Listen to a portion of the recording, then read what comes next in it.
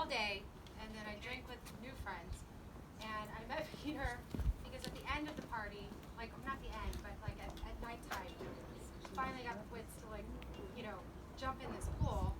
And I'm at the edge of the pool, and I feel somebody's hand go like that, and I turn around and I punch him in the groin, and who the hell, like, okay, and then I left, and then the next day he found my phone number, called, and, I think we have chemistry. I think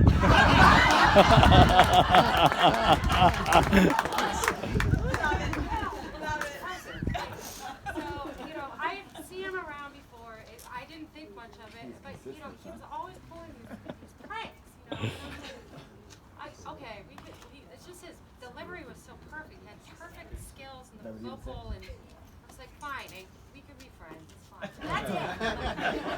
Fast forward years later, ups and downs of life. We had a lot of mutual friends, and he was always dragging me to karaoke. I'd have a bad day. I'd meet up with our friends, and he'd go and just sing it out. And it always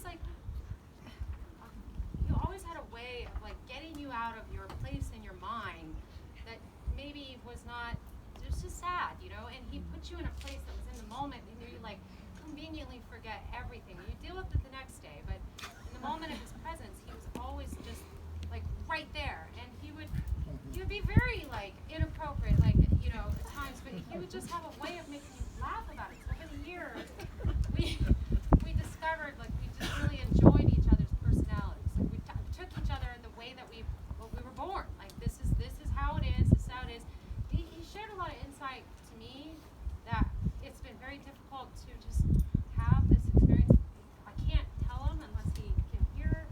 My second favorite story about Peter is he loved the Rolling Stones so much. And so one day, he's like, hey, I've got this connection to Rolling Stones. We can have front row seats at the Rolling Stones in Lucca, Italy. Let's go. I'm like, absolutely. Oh my God. You finally pulled through. So I tell all my friends and get this crew together. We all go. We figured out we're going to go to Paris, and my brother's 30th, so we'll party with my brothers turning 30, and then we're going to go to Lucca, Italy, and see the Rolling Stones. Well, little do we know, we finally get to the house, and it's in Tuscany, so we got to go all the way to Lucca. It's just very, they don't have Ubers there. It's just a fiasco. So we're finally 8 of us in tow. We get to the concert, and they're front row seats behind the general admission of 30,000 people. Here, fine. So we finally go out to the third. We get as close to the third row, kind of trying to be as skinny, whatever, just make our way through all these Italians until we were almost going to get killed by these women. So we had a great time. We saw the show. We had a great time. Left, and the story keeps repeating itself. I was just frustrated with the former boyfriend. So I was calling him. We go to Florence, and then we go to what's the town on the water? The beautiful Venice. Yeah. I just was, just hanging out with friends. He crashed in the same bed as me, and I wake up and I'm like, oh my God, he was a perfect gentleman. All the time. Even if he could have had an opportunity, he never, even if he was inappropriate with his verbal, he would never have ever gone any, and that's where my bonding process really with him started. The next day, he took me to lunch and he bought me the gondola ride. We spent $180, just so I would have a good day. I remember that day. And after going all this way, and I just can't thank him enough, second to last time I saw Peter, my fiance and I were coming out of a hike in Tennessee Valley, and this woman was stuck with her Prius or something. It was a huge dent from the mud to the road, and somebody had a tow thing, but they only had a cord. And out of nowhere, Peter comes out with Bodhi and just pushes the car up and then walks away. I couldn't even get my phone out. I've always had my phone on me, if anyone here knows, I always have it.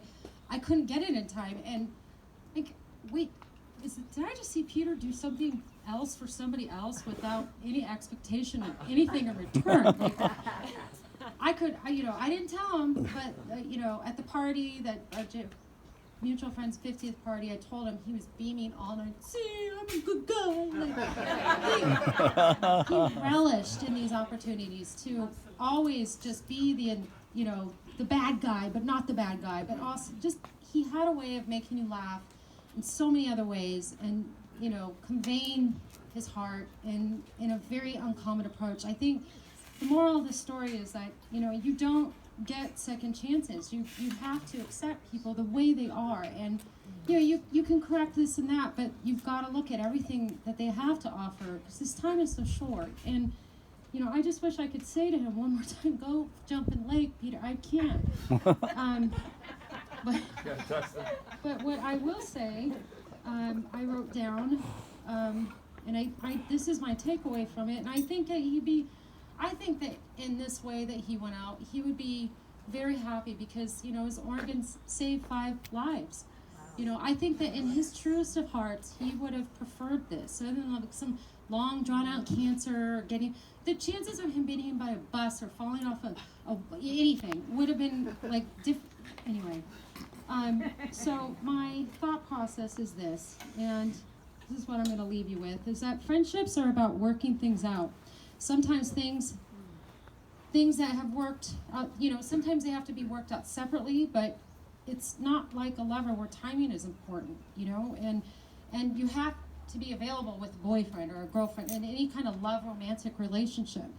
If you've had love there as friends and you work stuff out together or separately, you can always come back together. There isn't any reason why you can later go on to have a healthy relationship with someone that you did have to part ways with once or twice, that you can't now. Our hearts can always be open to friendship. I just thank you, Peter, for your friendship. Thanks for grabbing my butt. Thank you.